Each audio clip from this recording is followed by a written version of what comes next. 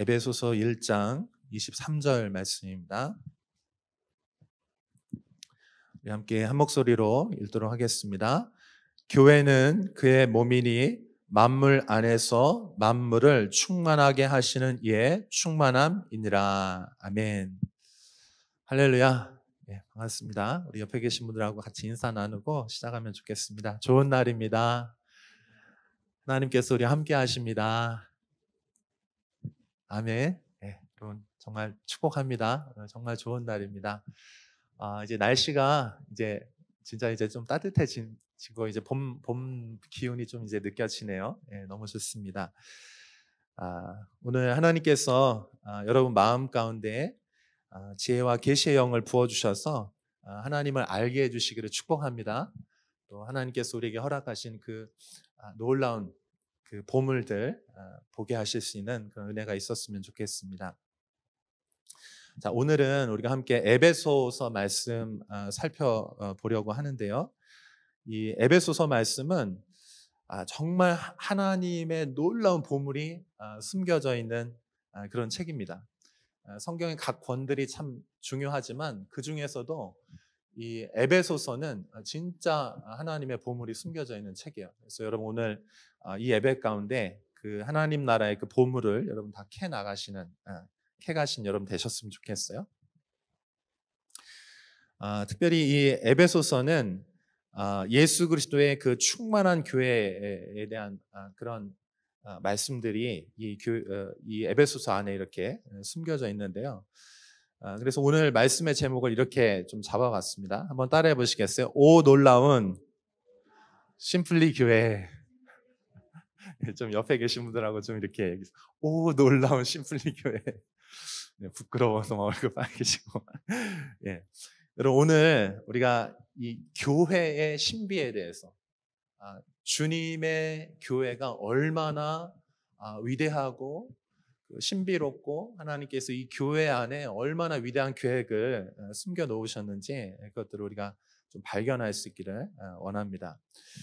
특별히 이 에베소서는 그 사도 바울이 그 옥중에서 감옥에서 지은 책으로 이렇게 알려져 있습니다. 네 권의 책이 대표적인 책들이 있는데 그 중에 한 권입니다. 그리고 이 에베소서는 특별히 골로새서와 이렇게 두 짝을 이룹니다. 그래서 쌍둥이 서신이라고도 이렇게 알려져 있는데 특별히 이 교회와 그리스도의 그 신비에 대해서 이렇게 잘 나타내고 있는데 에베소서는 특별히 교회에 대한 설명들이 아주 잘 되어 있고 그리고 골로새서는 특별히 그리스도에 대한 설명이 잘 되어 있어요. 그런데 이 두 가지가 짝을 이룹니다. 여러분 교회는 그리스도의 교회인 줄로 믿습니다. 그래서 이 그리스도에 대해서 아는 것이 곧 교회에 대해서 아는 것이고 그리스도를 정말 알기를 원한다면 우리가 그리스도 예수님에 대해서 아는 것이 참 중요합니다. 자, 여러분 심플리 교회에 오셨는데 여러분 진짜 환영합니다. 하나님께서 여러분들을 우리 심플리 교회로 불러주신 줄로 믿습니다. 자, 그런데 여러분 우리 심플리 교회 오셨을 때 제일 먼저 어떤 생각, 어떤 느낌이 드셨는지 모르겠어요. 심플리 교회? 여러분 이름 처음 들으셨을 때 어떠셨어요? 제가 처음에 기도하면서 이 심플리 교회에 대해서 이름을 받을 때 이제 사람들에게 개척을 한다고 하니까 사람들이 물어보는 거예요. 교회 이름 정하셨어요? 교회 이름이 뭐예요? 그래서 네, 심플리 교회입니다. 제가 그랬거든요. 그랬더니 사람들이 눈이 동그래지면서 그게 뭐냐고. 그래서 어떤 사람들은 너무 좋다고 얘기하기도 하고, 또 어떤 사람들은 놀리기도 하고, 또 어떤 사람들은 그 이름의 뜻이 무엇인지 이렇게 궁금해하는 사람들이 있었습니다. 자, 여러분 심플리 교회가 어떤 뜻인지 여러분 알고 오셨나요? 우리 심플리 교회인데 어른들은 자꾸 이렇게 말해요. 그냥 심플 교회. 네, 여러분 우리 심플 교회 아니고요. 심플리입니다. 심플리 처치입니다. 심플리 교회는 심플하게 그냥 교회라는 뜻이에요. 그냥 교회. 우리 단순한 교회라기보다는요. 사실은 교회를 더 강조하는 말입니다. 그냥 심플리 철치예요, 철치. 철치. 예. 초대교회들은요, 사실은 이름 없는 교회들이었습니다. 무명의 교회였어요. 초대교회는 자신들의 이름을 갖고 있지 않았어요. 지금 우리가 에베소 교회, 골로새 교회 이렇게 이름 붙여서 하지만 사실 그들은 우리는 에베소 교회입니다. 우리는 로마 교회입니다. 우리는 예루살렘 교회입니다. 이렇게 부르지 않았어요. 그들은 어떻게 인식했냐면 그냥 그들은 교회였어요. 그냥 다 심플리 그냥 교회였습니다. 여러분, 초대교회들은 다 심플리 교회였고 지금도 이 세상에 존재하는 모든 교회는 그냥 교회인 줄로 믿습니다. 근데 여러분, 우리가 그냥 교회 하면은 그냥 평범하게 느껴지고 특색이 없다라고 이렇게 생각이 들 수도 있어요. 그런데 여러분, 사실은 이 평범한 것들이 얼마나 위대한지 모릅니다.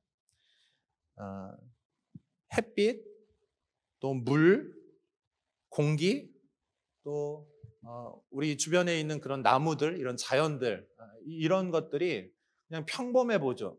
너무 일상이에요. 그래서 이것들이 얼마나 귀한지 잘 모릅니다. 그런데 이것들이 사라지면 그것이 얼마나 귀한 것들인지 우리가 알 수 있게 되죠.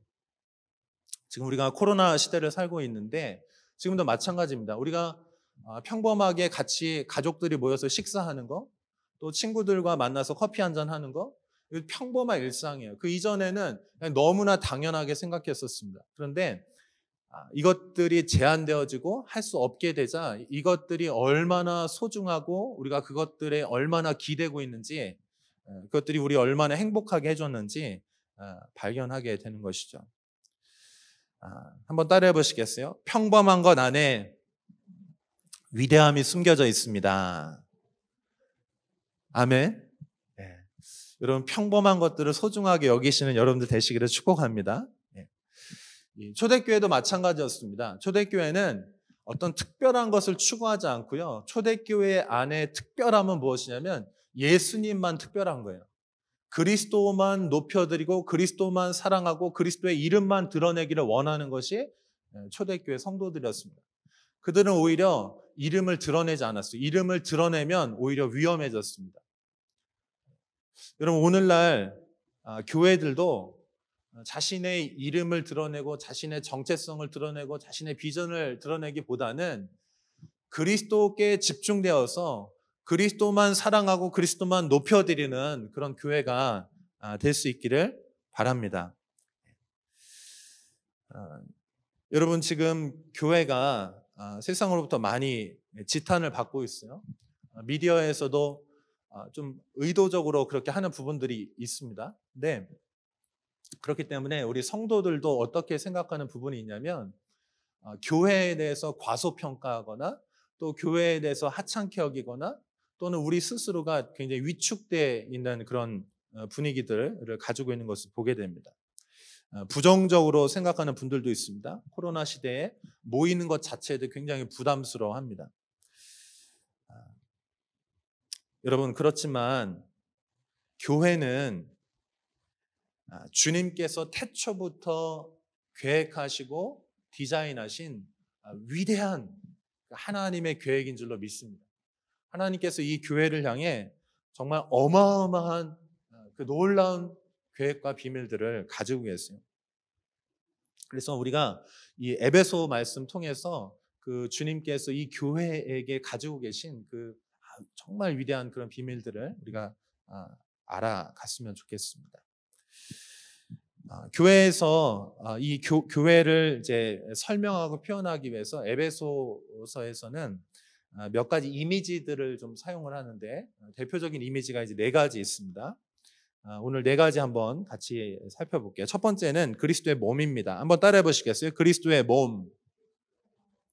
교회는 그리스도의 몸입니다. 오늘 우리가 읽은 본문 포함해서 22절, 23절 한번 좀 같이 읽어보도록 하겠습니다. 같이 읽습니다. 시작. 또 만물을 그의 발 아래에 복종하게 하시고 그를 만물 위에 교회의 머리로 삼으셨느니라. 교회는 그의 몸이니 만물 안에서 만물을 충만하게 하시는 이의 충만함이니라. 아멘. 여러분 이 말씀 잘 이해가 되십니까? 좀 단순하게 표현하면은 예수님이 교회의 머리이시고 그리고 교회가 그분의 몸이라는 것이에요. 여러분 교회가 위대한 이유는 교회가 정말 소중한 이유는 머리 대신 예수님 때문에 교회가 소중하고 위대한 것입니다. 이 둘을 분리해서 설명할 수가 없어요. 교회는 그냥 교회 자체로서는 위대하지 않아요. 교회 그 자체로서는 의미가 없어요. 교회가 왜 그렇게 위대하고 소중하고 하나님께서 이 세상을 변화시키는 유일한 하나님의 계획이냐? 그것은 교회의 머리가 누구냐면 그리스도이기 때문에 그래요. 그래서 이 에베소서와 골로새서를 잘 읽어보면 예수님과 이 교회의 관계가 얼마나 중요한 관계이고 긴밀한 관계인지에 대해서 설명을 하고 있습니다. 여러분 22절, 23절 말씀 잘 이해가 되시나요? 저는 사실은 제가 성경 읽으면서 제일 어려워했던 책 중에 하나가 에베소서예요. 왜냐하면 이 에베소서는 하나님 나라의 비밀을 아주 압축했어요. 그래서 처음에 에베소서를 그냥 읽으면은요, 이게 얼마나 깊이가 있고 이게 얼마나 위대한 것인지 잘 몰라요. 또 이 전반부에 바울이 하나님을 향한 찬송과 기도로 시작을 하는데 그 찬송과 기도가 그 문장이 엄청나게 길어요.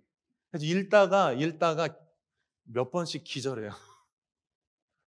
저도 에베소서 읽다가 이게 도대체 무슨 말이지? 무슨 말이지? 그냥 논리적으로 막 이해하려고 하다가 포기했어요. 근데 보니까 이게 왜 그러냐면 이게 기도문이고 이게 찬송이고 거기에 지혜와 계시들이 들어있어요. 그래서 여러분 우리가 이 에베소서 읽기 위해서는 반드시 성령님의 도우심이 필요합니다. 여러분 우리 안에 주님의 성령께서 지혜와 계시의 영을 부어주시기를 원합니다.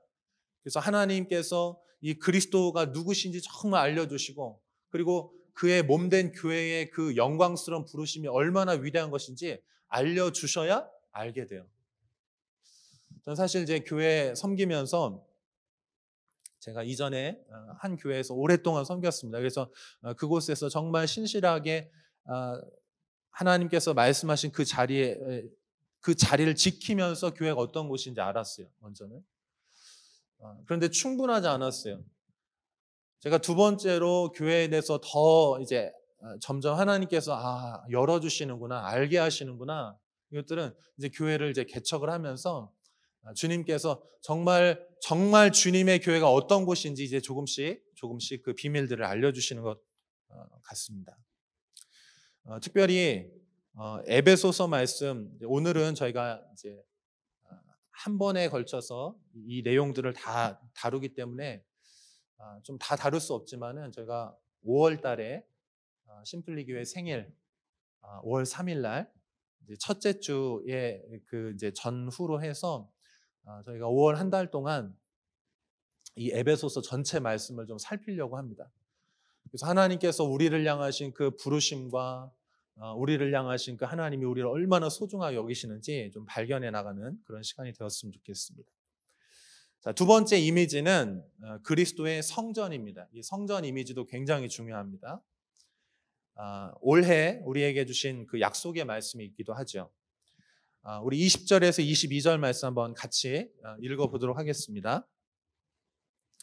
같이 읽습니다. 시작. 너희는 사도들과 선지자들의 터 위에 세우심을 입은 자라. 그리스도 예수께서 친히 모퉁이 돌이 되셨느니라. 그의 안에서 건물마다 서로 연결하여 주 안에서 성전이 되어가고 너희도 성령 안에서 하나님이 거하실 처소가 되기 위하여 그리스도 예수 안에서 함께 지어져 가느니라. 아멘. 이 성전이라고 하는 것은 하나님의 임재를 담는 집이면서 그릇이에요. 그래서 이 구약 시대에는 성전이 엄청나게 중요한 의미였습니다. 이제 신약으로 넘어오면서 구약의 그 성막이라든지 성전이 이제 무너졌죠. 물리적으로 무너졌어요. 그러나 주님께서 예수님이 친히 우리의 성전 되오셨고, 그리고 예수님이 죽으시고 부활해서 승천하시면서 교회가 예수님을 믿는 자들이 곧 성전이다, 이렇게 말씀하고 있는 것입니다. 성전의 가장 중요한 기능은 한번 따라해 보시겠어요? 하나님의 임재. 하나님의 임재. 하나님의 임재가 중요한 것입니다. 성전도 마찬가지입니다.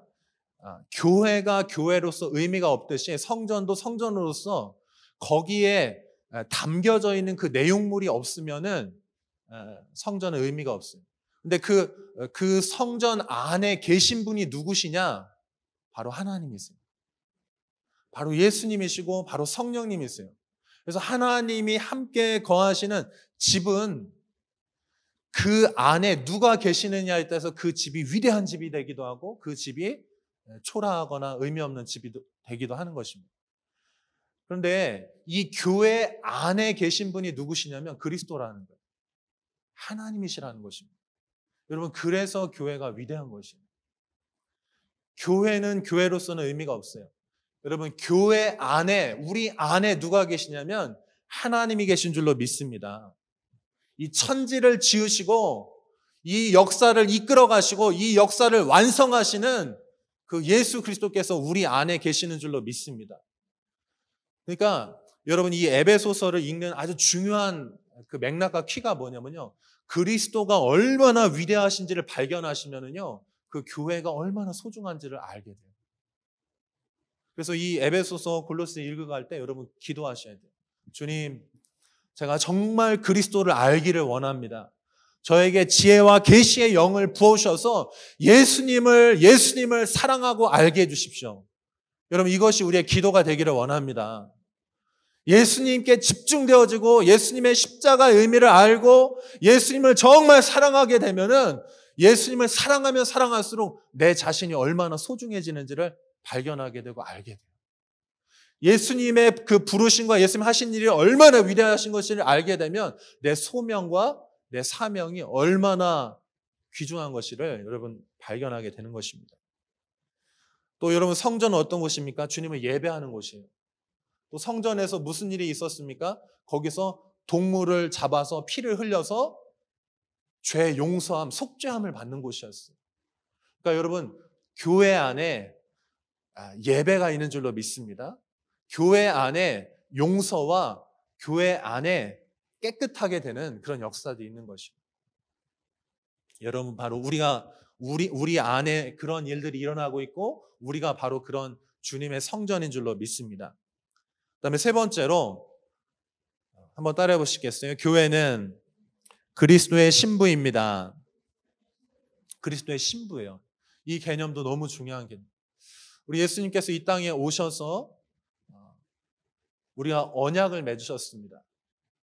그래서 이 요한복음에서는 특별히 예수님과 우리 사이의 그 관계, 교회와의 관계를 뭐라고 표현하냐면 신랑과 신부의 관계로 그 결혼하는 그 결혼식으로 이것들을 이렇게 표현을 해요.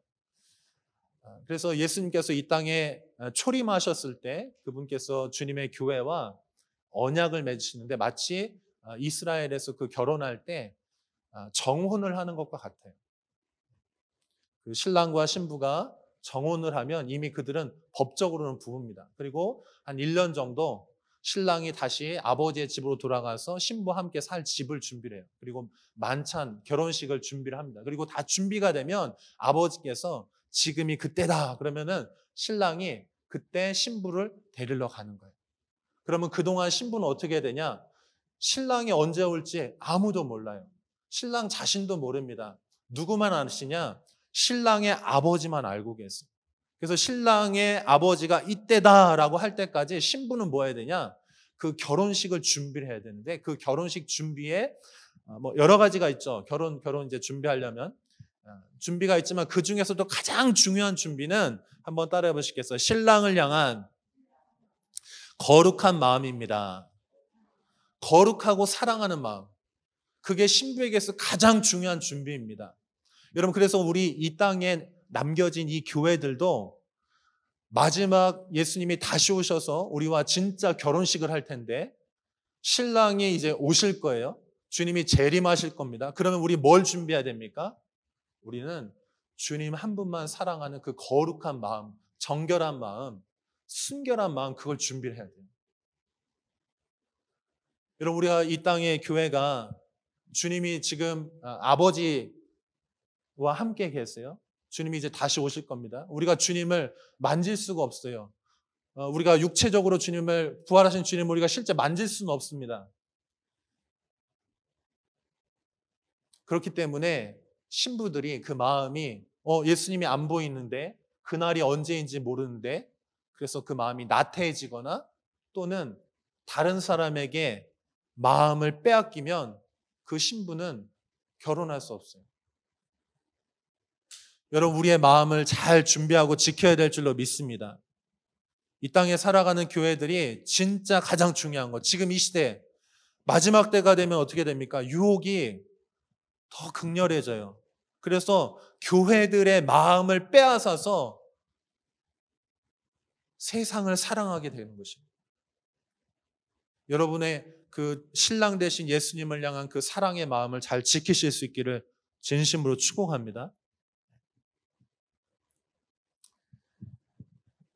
에베소서 5장 22절에서 23절에서 그 말씀들을 그렇게 표현하고 있습니다. 그래서 우리가 5월 달에 이 부분에 대해서 좀 더 자세하게 여러분에게 좀 나누고 싶어요. 여러분 기대해 주시기 바랍니다. 그 다음에 네 번째로 교회는, 한번 따라해 보세요. 교회는 그리스도의 영적 군사입니다. 교회는 중립지대에 있지 않아요. 여러분, 이 세상은 중립적인 것은 없습니다. 어느 한쪽에 속해야 돼요. 하나님께 속하든지 아니면 사단에게 속하는 것입니다. 중립지대는 없습니다. 하나님의 자녀이든지 마귀에게 속한 마귀의 자녀든지 그런 것이에요. 여러분, 우리가 거듭나는 순간 우리는 마귀 나라에서 하나님 나라 자녀로 입양된 줄로 믿습니다. 자, 그래서 이 땅에서 보이지 않는 이 세계 안에서 보이는 세계보다 더 중요한 보이지 않는 세계에서 끊임없이 영적 전쟁들이 벌어지고 있는 것이에요. 여러분, 지금도 마찬가지입니다. 오늘 이 말씀이 선포되고 있는데 이 말씀을 듣게 하려고 하는 성령님의 역사하심과 듣지 못하게 방해하려고 하는 마귀의 역사와 지금도 우리 마음 안에 전쟁이 벌어지는 것이에요. 여러분, 하나님의 말씀을 좋은 밭으로 받으셔서 여러분 마음에 받으셔서 인내함으로 열매를 내시기를 축복합니다. 여러분, 말씀을 받고 예배를 드리는 것은 영적 전쟁입니다. 보이지 않는 세계에서 지금 계속해서 우리의 생각의 영역, 감정의 영역, 우리의 마음의 영역 안에서 끊임없는 전쟁이 벌어지는 것이에요. 옆에 계신 분들 좀 얘기 좀 해주세요. 정신 차립시다. 정신 차리십시다. 여러분, 진짜 정신 차려야 돼요. 여러분. 예배를 생명으로 여기셔야 됩니다. 자, 에베소 6장 10절에 18절에서 이 말씀들을 나누고 있는데 다 읽지 않고요. 우리 11절, 12절 말씀 한번 읽어볼게요. 같이 읽습니다. 시작. 마귀의 간계를 능히 대적하기 위하여 하나님의 전신갑주를 입으라. 우리의 씨름은 혈과 육을 상대하는 것이 아니요 통치자들과 권세들과 이 어둠의 세상 주관자들과 하늘에 있는 악의 영들을 상대함이라. 아멘. 여러분, 하나님의 전신갑주를 입으시기를 바랍니다. 그리고 영적인 세계를 인식하셔야 돼요. 우리가 물리적으로 우리 크리스천들도 착각할 수 있어요. 여러분, 그러나 우리 크리스천들은 반드시 영적인 세계가 있다는 것을 인식하시고 영적인 세계 안에서 살아가셔야 돼요. 그 이전에는 영적인 세계 있을 수도 있고 없을 수도 있고, 공포영화 보면 조금 막 무서움을 느끼기도 하고. 근데 여러분, 그런 차원이 아니고 영이신 하나님, 우리를 창조하신 그 영이신 하나님, 이 세상 만물을 창조하신 그분을 우리가 만나게 되면 우리의 영이 하나님과 관계하면서 살아나는 거예요. 영적이라는 것은 무슨 의미냐면은 매일 기도만 하고 매일 어떤 영적인 우리가 생각하는 어떤 그런 활동 그런 거 한다는 게 아니고요. 영적이라는 것은 무슨 의미냐면, 한번 따라해 보시겠어요? 영적이라는 의미는 하나님을 인식하고 하나님과 관계하는 삶을 산다는 뜻입니다. 그러니까 여러분, 우리가 귀신을 무서워하고 뭐 어떤 거를 막 민감해하고 그게 영적인 게 아니에요. 영적이란 건 무슨 얘기냐면 우리를 창조하시고 지금도 이 역사를 운행하시고 우리를 향해 하나님의 좋은 뜻을 가진 그 하나님 아버지와 우리를 사랑하셔서 아들 예수님을 보내신 그 하나님 아버지와 관계하는 거라는 거예요. 그게 시작됐다는 의미입니다. 명심하시기를 바랍니다. 그래서 이 땅에서 끊임없는 전쟁이 벌어지는데 순진하게 속으면 안 돼. 여러분 계속해서 싸워서 마침내 승리하신 여러분 되시기를 축복합니다. 자, 그러면 여러 가지 제가 네 가지 이미지를 통해서 교회가 무엇인지 설명을 드렸는데 이 네 가지 교회들뿐만 아니고 교회 성경 안에 더 많은 부분에 이렇게 표현이 되어 있습니다. 그런데 그 교회들 안에 공통적이면서 가장 근원적인 부르심이 있어요. 제가 오늘 이 말씀 드리려고 이 부분들을 이렇게 여러분 쭉 설명을 드린 거예요. 여러분 제가 심플리 교회라고 할 때는 그냥 우리 심플리 교회만 얘기하는 게 아니고 이 지구상에 존재하는 모든 주님을 사랑하는 교회에 대해서 얘기하는 거예요. 여러분 이 심플리 교회들의 부르심이 무엇이냐? 한번 따라해 보시겠어요? 만물을 충만케 하는 것입니다. 충만케 하는 것. 이것이 교회의 사명이에요. 다시 한번 우리 22절, 23절 말씀 읽어볼게요. 이 본문을 좀 읽으면 여러분 이해가 되실 겁니다. 같이 읽어요. 시작. 또 만물을 그의 발 아래에 복종하게 하시고 그의 만물 위에 교회의 머리로 삼으셨느니라. 교회는 그의 몸이니 만물 안에서 만물을 충만하게 하시는 이의 충만함이니라. 아멘. 여러분 교회의 그 원 뜻이 뭐냐면 그 단어가 뭐냐면 에클레시아입니다. 근데 이 에클레시아는 두 개의 단어가 이렇게 모여서 하나의 단어를 이제 형성하는 것인데 첫 번째는 에크예요. 그 앞에 있는 에크. 무슨 냐면 밖으로라고 하는 뜻이에요. 그리고 그 뒤에 클레시아는 불러내다 이런 의미예요. 그러니까 교회는 무슨 뜻이냐면은 세상으로부터 그 어둠과 흑암의 세상으로부터 거기 그 세상으로부터 건져내어서 불러내어서 따로 구별해서 불러내어서 따로 이렇게 불러냈다는 뜻이에요. 밖으로 불러냈다는 뜻입니다. 그래서 여러분 교회의 중요한 정체성은 구별됨입니다. 죄악된 세상으로부터 불려내어져서 성별된 자들의 모임이에요. 그들은 예수 그리스도를 구주로 고백함으로 깨끗함을 받은 자들입니다. 그런데 이 교회에 아주 중요한 부르심이 있는데 그것은 바로 충만케 하신다는 것이에요. 충만케 하는 것입니다. 그러면 충만케 왜 합니까? 충만하지 않으니까 충만케 하는 것이죠. 그러니까 여러분 하나님께서 이 세상을 처음 창조하셨을 때는요. 충만하고 완전했습니다. 그런데 아담과 하와가 하나님의 말씀에 불순종해서 범죄했죠. 그러면서 죄가 이 세상에 하나님과 우리 사이를 끊어지게 했고 깨지게 했어요. 그러고 나서 이 세상이 어떻게 됐습니까? 이 세상이 타락했죠. 우리의 마음이 타락했죠. 그래서 나타나는 그 증상이 뭡니까? 공허한 거예요. 공허한 거. 원래 하나님은 충만하게 하나님 안에 있는 그 기쁨과 사랑과 그 진실하심과 모든 것 안에 충만하도록 그렇게 만드셨는데 하나님과의 관계가 끊어지니까 어떻게 되냐면 공허해졌어요. 깨어졌습니다. 아픔이 있어요. 그 결과는 죽음이에요. 하나님의 생명이 끊어져서 죽은 상태가 되어버렸어요. 그래서 하나님께서 이것을 회복하기를 원하셨어요. 어떻게 회복합니까? 하나님의 아들 예수 그리스도를 이 땅에 보내셨어요. 그래서 그 십자가에서 예수님의 보혈을 흘려주심으로 말미암아 이 세상을 회복하셨어요. 그게 시작입니다. 그리고 예수님이 십자가에서 하신 그 회복과 치유의 사역을 이 세상을 충만하게 하고 완전하게 하고 회복시키는 그 사역을 누구에게 맡겨주셨냐면 교회에게 맡겨주셨다는 것이죠. 그래서 여러분, 교회의 중요한 사명은 이 세상을 충만케 하시는 것인데, 그것은 그리스도의 그 십자가의 사역입니다. 여러분, 이 세상의 깨어짐과 공허한 상태, 그거는 사실은 우리 마음이 그런 거예요. 인간의 마음이 그런 것입니다. 우리의 생각이 그렇게 된 것입니다. 그래서 주님께서 이 땅에 오셔서 십자가에서 이 세상을 회복하시는데 무엇을 회복합니까? 우리의 생각을 회복시키는 거예요. 우리의 마음을 회복하는 거예요. 여러분, 우리의 감정을 회복하시는 줄로 믿습니다. 하나님께서 우리의 육신을 회복하시는 줄로 믿습니다. 하나하나 모든 영역 안에 하나도 빠짐없이 다 회복해 나가시는 거예요. 그 일들을 주님이 하셨고 주님의 몸된 교회에게 그걸 우리에게 하라고 그렇게 말씀하시는 것입니다. 에베소 2장에 보면 그 복음에 대한 선포가 나는 그 복음이 바로 지금 제가 설명하는 그 부분들입니다.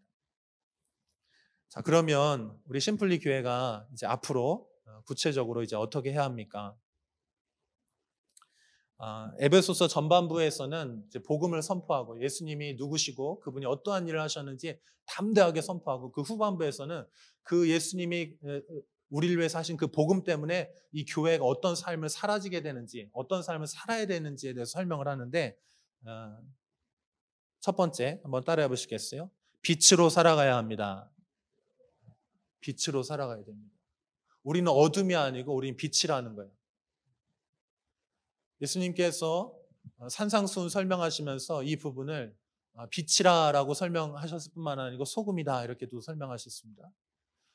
여러분, 지금 교회가 세상에서 계속 발로 밟힙니다. 맛을 잃었기 때문에 그래요. 교회에 문제가 있는 게 아니고요, 맛을 잃은 게 문제예요. 여러분, 주님이 이 세상에 창조하신 교회는 완전합니다. 세상에 영향받는 교회가 아니고요, 이 교회를 통해서 세상을 변화시키고 치유하고 하나님의 유일한 대안이 교회예요, 사실.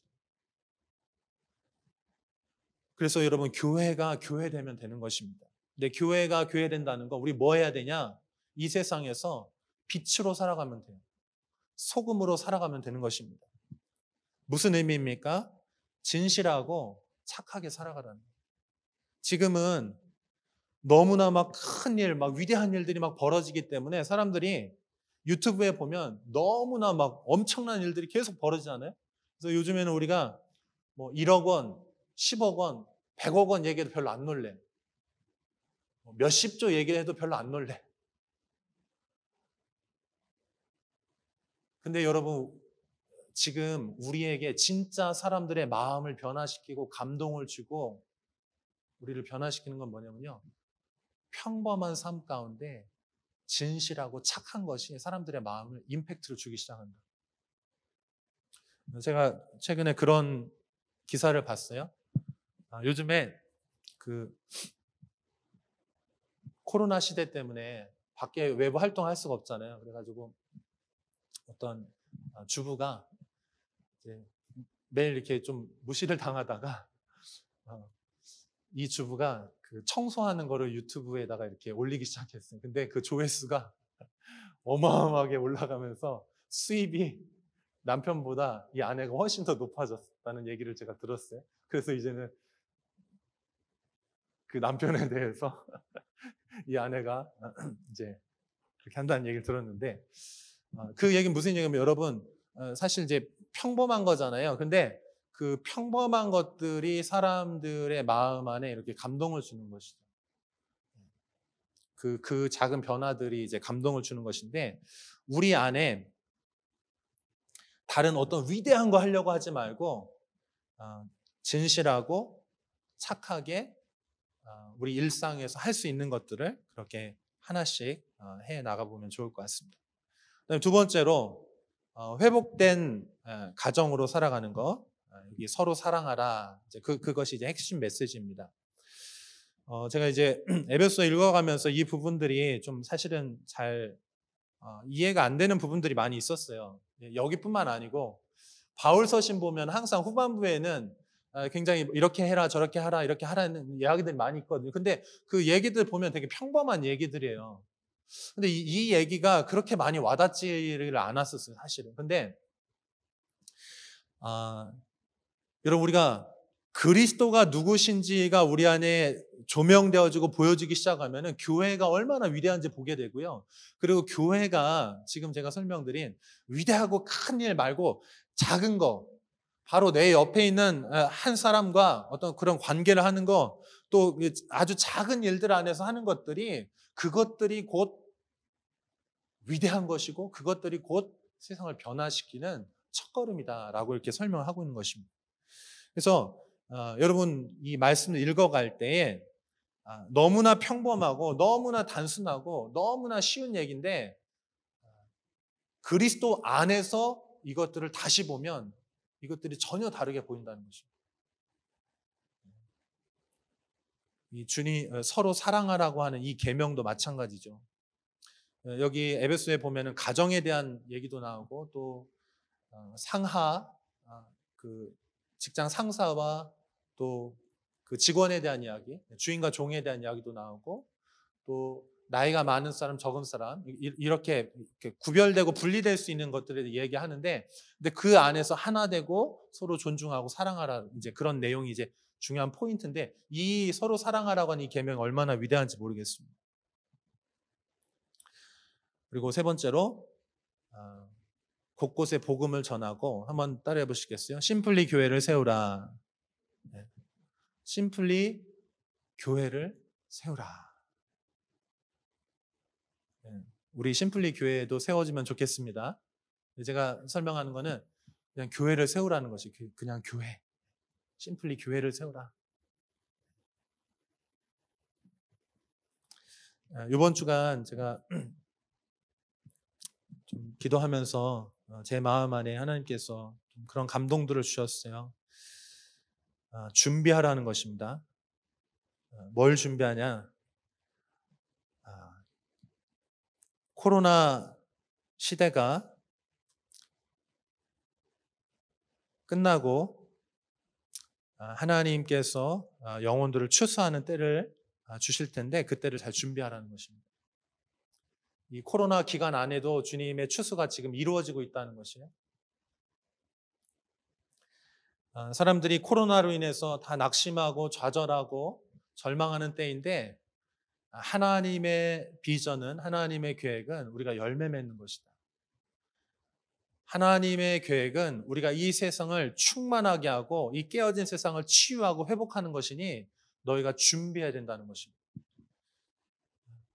두 가지 준비해야 된다라고 말씀해 주셨는데, 첫 번째는 기도로 준비하라는 거예요. 기도하는 것 자체가 준비이고, 또 그것들을 준비하라는 것이에요.